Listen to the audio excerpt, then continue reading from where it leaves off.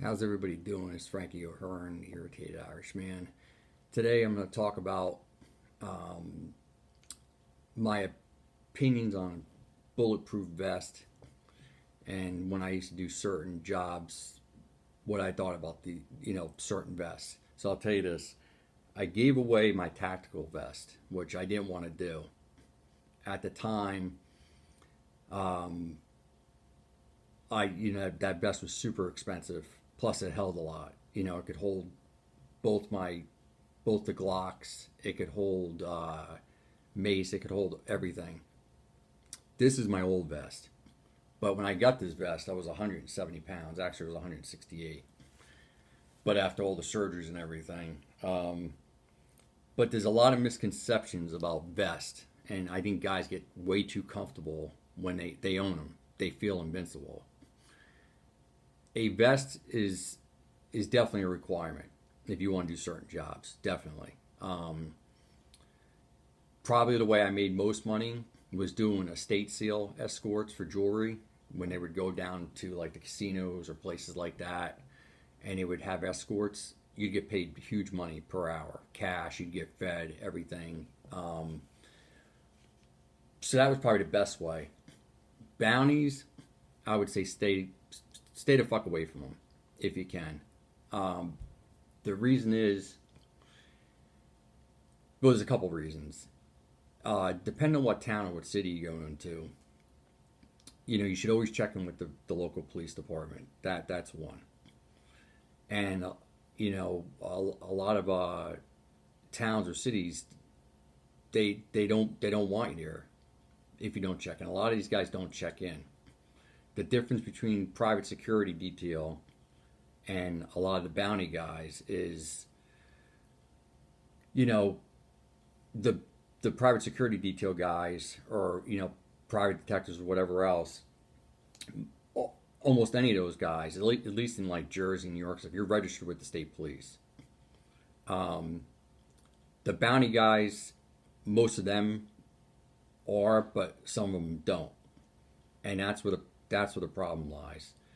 Plus, there's a lot of testosterone. It seems like guys like to throw people down flights of steps and shit like that, or it just I just think things get ugly. Plus, if you were a jerk off as a teenager, and I was a fucking jerk off, I'll say it flat out. You know, you got to treat people right and not judge people. But misconceptions about vest, and this is one. This is your biggest ally, and it's this plate that's right here. All right, that's that steel plate. Um, I can tell you this: I've had broken ribs, I've had a collapsed lung, and my sternum still broke. They were going to take my sternum out, uh, but the day they were going to do it, my lung collapsed in the hospital. So people ask me, what's more painful? I'll stay with the broken sternum. The broken ribs hurt, but the collapsed lung was fucking horrendous. Thank God I didn't have to be chest tube. That's a whole other thing. I've seen that done. I was next to a guy when he had it done. It's fucking brutal. Um, but the misconceptions about the vest is this. Again, I wish I had the Gerber Mark One that my father had during his stint. This is his K-bar knife. Um, a vest like this will stop from the slashing, and the plate would stop a knife, definitely. I mean, it's going to stop certain bullets, absolutely. But a vest with a sharp knife is not going to. I mean, it's going to help a little bit, but not much. Don't believe that bullshit. Uh, a kukri, again, if it's really sharp and the guy knows how to use it, uh, you better watch out. These things are brutal, absolutely fucking brutal in the hands of the right guy.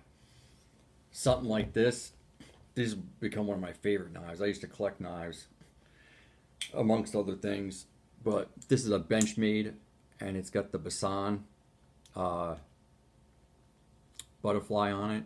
They got the license for it. That little knife's like $150, and it's like a 4-inch blade or some shit, or a 3-inch blade. Super nice knives. Again, a knife like this in a certain in the hands of a right guy that fights military style, this vest is going to only here, and it's going to help with the slashing.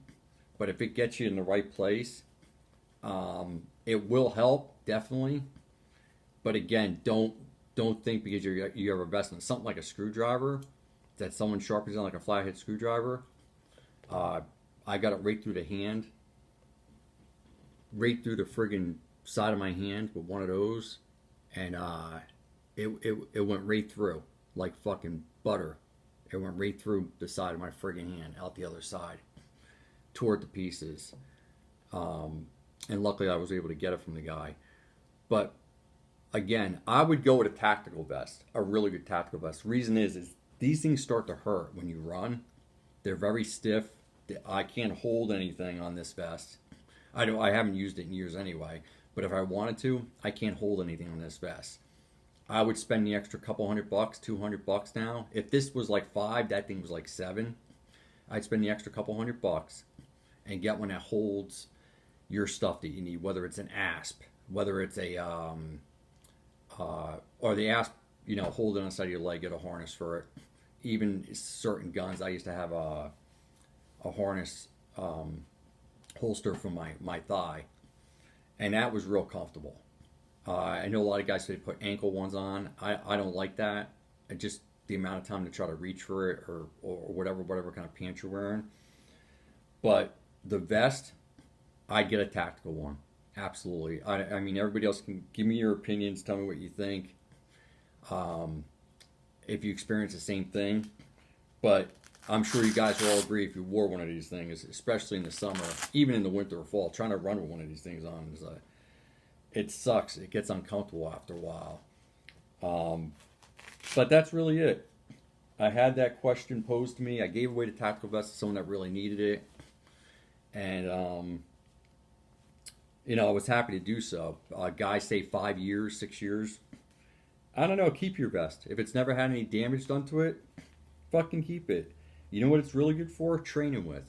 If any of you guys train out there with hand-to-hand stuff, fucking wear it. Train with it.